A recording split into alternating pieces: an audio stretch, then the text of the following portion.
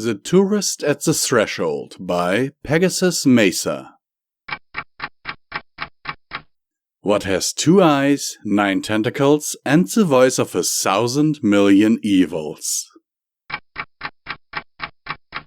Standing right at the edge of the smoking crater, Applejack stared intently at the writhing mass of foam held within. "Yes, sir," she said to Rainbow Dash. "That right there is a, You don't know, do you?" Rainbow Dash asked as she nudged the farm pony in the ribs. "Give me a darn minute," Applejack said. She lifted her hat and scratched the top of her head. "Isn't any pony here interested in where it came from?" Twilight said. "Things don't just fall out of the sky, you know." She glanced around, as if the strange foam's point of origin was ready to make itself known. It's probably not important," Rainbow said. She flew into the hole to get a closer look. "Wait, Rainbow!" the Alicorn shouted. "We don't know what—" Her warning came too late as a tentacle whipped out of the silts and poked the Pegasus in the forehead. Rainbow had the sense to vacate the area immediately. "What's that?"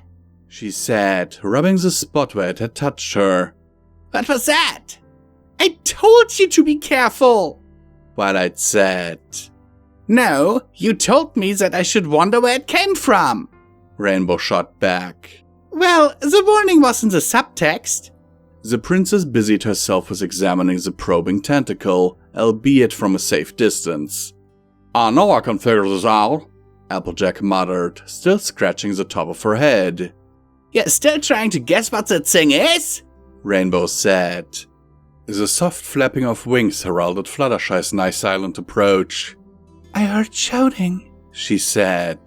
"Is every pony alright?"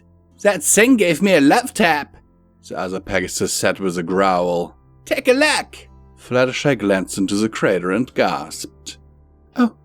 Oh my," she said. "If I didn't know better, I'd say that's a—" "Stop," Applejack said, putting her hoof over Fluttershy's mouth. "I'm gonna figure this one out, so you better not tell me." She only pulled back when the quiet pony nodded. "I'm going to ask Princess Celestia about this," Twilight said as she conjured a sheet of parchment and a quill. Meanwhile, the tentacle had been joined by another, and both began to feel about. "My, that is a fairly disturbing sight, isn't it?" Rarity said, walking up to join her friends. "It certainly doesn't make a good first impression." "It ain't an octopus," Applejack said. "And I know it sure ain't no squid." "Are you sure you don't want to know?" Fluttershy asked, to which the farm pony vehemently shook her head. "Dear Celestia," Twilight said as she rode, her tongue stuck out of her mouth at an odd angle. "Darling, do you know where that hideous thing came from?" Rarity said to Rainbow as a third limb burst forth from the foamy conglomeration. It fell out of the sky," the Pegasus said. Twilight's head snapped up and the furious sound of quill on paper ceased. "Things don't just fall out of the sky," she repeated. With that said, she continued her riding. "Some pony seems a bit on edge, if I might say so," the unicorn said softly. "I heard that," Twilight said. "Nice one, Rares," Rainbow said with a grin, clapping the blushing Rarity on the back. Suddenly, the foam lifted into the air, taking the 3 tentacles with it. As it flew higher and higher, the soots fell off, revealing a bulbous brown mass with a pair of eyes, as spherical as marbles and black as ebony, deeply set on its underside. The tendrils protruded from the sides of the creature, and as the foam dissipated, more limbs were revealed until the gawking ponies counted a total of 9. "Twilight, dear," Rarity said softly. "I'm almost done," the Alicorn said with her nose almost up against the parchment. "I really think you might want to have a look." Rarity tapped her friend on the head. "Your friend, Twilight." She flourished the quill and rolled the letter up. "Alright, now where's Spike?" Her voice trailed off as she beheld the levitating monstrosity. "Uh-huh, I got it," Applejack said, slapping her hat back into place. "That right there is," it's Eldritch Horror Prolix, said some pony from behind the behemoth. Darn it! The farm pony said. I was about to say that. All of the mares and Prolix turned to look at Pinkie Pie, the new arrival. Hiya, every pony, she said. The horror bubbled in a mind-meltingly horrifying tongue. Ah, thanks, Pinkie said, blushing. You're looking fine yourself. Just the sound of its voice made every pony, Pinkie excepted, quiver in fear. 2 towns over, all of the local foals began to cry in unison. Canterlot? Just go towards the mountain. It's a city on the top.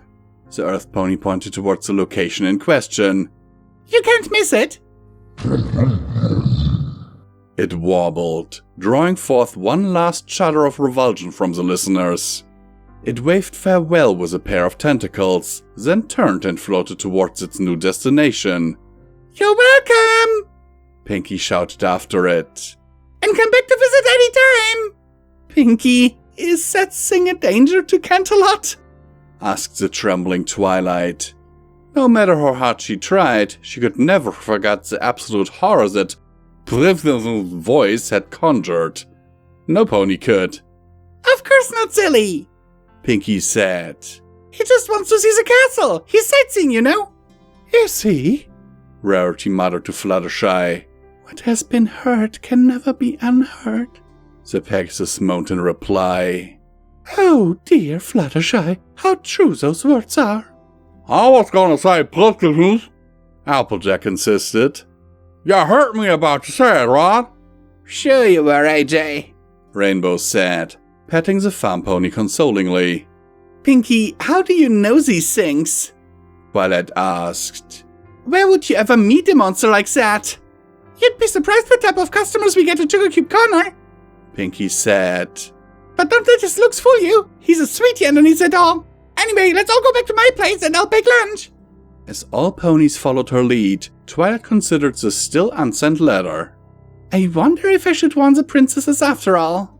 After a moment's thought, she shrugged and incinerated the scroll in a burst of fire. Nah, I'll let her figure it out herself. Author's note. To this day, no pony knows why all the inhabitants of Canterlot spoke backwards and in tongues for a duration of Privil's visit, nor why cockroaches spilled out of Celestia's mouth every time she opened it. They do know 2 things, however. 1. The ancient cosmic evil that visited their town all those years ago is beyond the ken of mortals, and 2. That it appreciates a good deal on trousers.